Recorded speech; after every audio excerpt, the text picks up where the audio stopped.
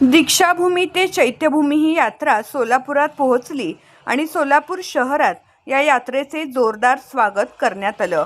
महामानव डॉक्टर बाबासाहेब आंबेडकर यांच्या जयंतीनिमित्त भाजपा अनुसूचित जाती मोर्चाचे प्रदेशाध्यक्ष विश्वजित अनिलकुमार गायकवाड यांच्या संकल्पनेतून दीक्षाभूमी ते चैत्यभूमी असा प्रवास सुरू आहे।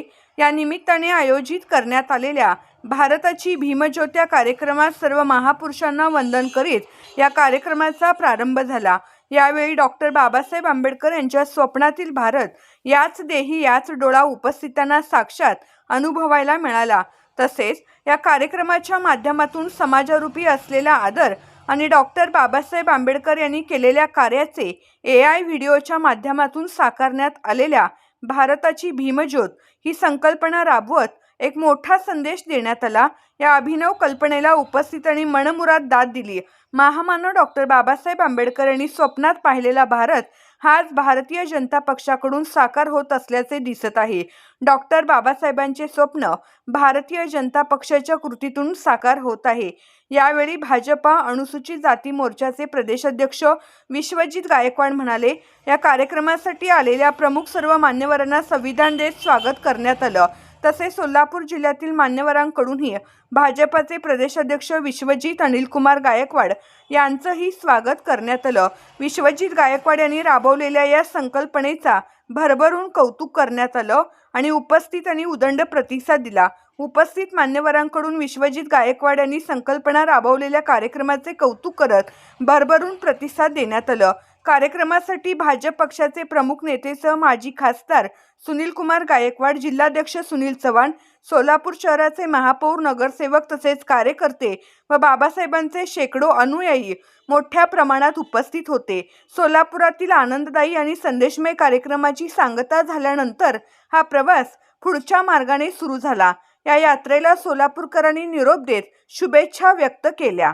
सांगाल, ज्योत यात्रा जी आहे ते नागपूरपासून सुरू झाली, काय या मागचा उद्देश आहे, काय सर? भारतीय जनता पक्षाच्या अनुसूचित जाती मोर्चातर्फे आम्ही ही भारताची भीमज्योत हा कार्यक्रम या ठिकाणी बाबासाहेबांच्या 135व्या जयंतीच्या निमित्ताने आयोजित केलेला आहे। तर हा कार्यक्रम आम्ही दीक्षाभूमी ते चैत्यभूमी असं घेऊन जाणार आहोत। तर सगळ्यात पहिला कार्यक्रम झाला होता दीक्षाभूमीमध्ये, त्याच्यानंतर झाला तो अकोल्यात, त्याच्यानंतर नाशिक, छत्रपती संभाजीनगर, त्याच्यानंतर लातूर, आज सोलापूर, आता पुणे आणि मुंबईमध्ये चैत्यभूमीमध्ये आम्ही ही ज्योत समर्पित करणार आहोत। तर या कार्यक्रमाच्या माध्यमातून आम्हाला असं दाखवायचं की बाबासाहेबांच्या स्वप्नातला जो भारत आहे हा भारत आपले पंतप्रधान केंद्रामध्ये आणि आपले मुख्यमंत्री राज्यामध्ये बाबासाहेबांचे विचार घेऊन कसं काम करत आहेत। त्याचबरोबर आम्ही हे सांगत आहोत की काही जे विरोधी पक्ष आहेत हे एक फेक नरेटिव्ह आमच्या पक्षाबद्दल जे पसरवत आहेत, तर ते काय स्ट्रॅटेजीने पसरवत आहेत आणि त्याचं खरं खोटं काय आहे आणि आपण एक नागरिक म्हणून त्या षडयंत्राला बळी कसं पडू नये, हा एक पूर्ण भीमज्योत असा कार्यक्रम आहे। आणि या कार्यक्रमातर्फे मला असं सांगायचं आहे की मला समजलेले जे बाबासाहेब आहेत आणि मला समजलेली जी भारतीय जनता पार्टी आहे याची जर सांगत घातली तर मला असं वाटतं की फक्त आमचा समाज नाही तर पूर्ण भारत देशाची चांगल्या प्रकारात प्रगती होऊ शकेल। आणि या पूर्ण कार्यक्रमामध्ये जे काय आम्ही दाखवलेलं आहे, जे काही डेटा, जे काही नंबर्स जे आम्ही दाखवलेले आहेत ते रेफरन्स आम्ही बाबासाहेबांनी स्वतः लिहिलेल्या पुस्तकातून आम्ही रेफरन्स घेतलेले आहेत आणि बाकीची सगळी जी आकडेवारी आहे ती सरकारी वेबसाईटवरती पण अवेलेबल आहे। ही भीमज्योत संकल्पना सुचली असं वाटत नाही का? कारण आपके बार 400 पारचा नारा भाजपने दिला होता आणि त्याच्यानंतर हे सगळे उपक्रम घेतात। 2021 जब जब जो होना है तब तब सोसं होता है। मला असं वाटतं की जी वेळ आहे ती खरी वेळ आहे। सर, 2029 ची तयारी आहे कसली?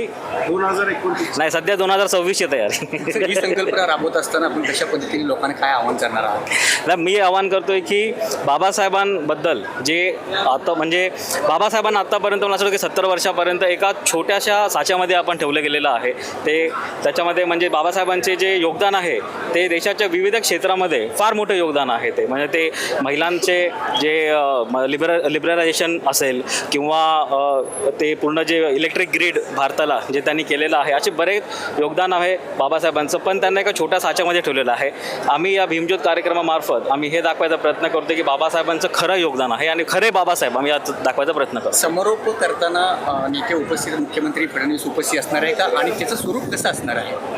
आम्ही आता शेवटची जी सांगता करणार आहोत ती मुंबईमध्ये करणार आहोत आणि डेफिनेटली म्हणजे आमचे नेते आदरणीय श्री देवेंद्रजी फडणवीस साहेब आम्ही आमचा वेळ मागून त्यांच्या उपस्थितीमध्ये हा कार्यक्रम मुंबईमध्ये करणार आहोत. पण साहेब आपल्या कार्यक्रमात ना भारत मातेच्या प्रतिमा जी आहे त्याचं पूजन झालं आणि त्या प्रतिमेचा भगवा ध्वज आहे. बाबासाहेबांची भारत माता भगवा ध्वज असते. नाही ना, तुम्ही कलरला कशाबद्दल तुम्ही करून नाही, रंग आहे आम्हाला, म्हणजे भगवा रंग हा एका कशा तरी प्रतीक आहे. त्याच्यामुळे कलरला तुम्ही डिफरन्शिएट करू नका असं मला वाटतं. कलर सगळ्यांचा आहे, भगवा रंग असेल, तो निळा रंग असेल का हिरवा रंग असेल, कलर सगळ्यांचे असतील.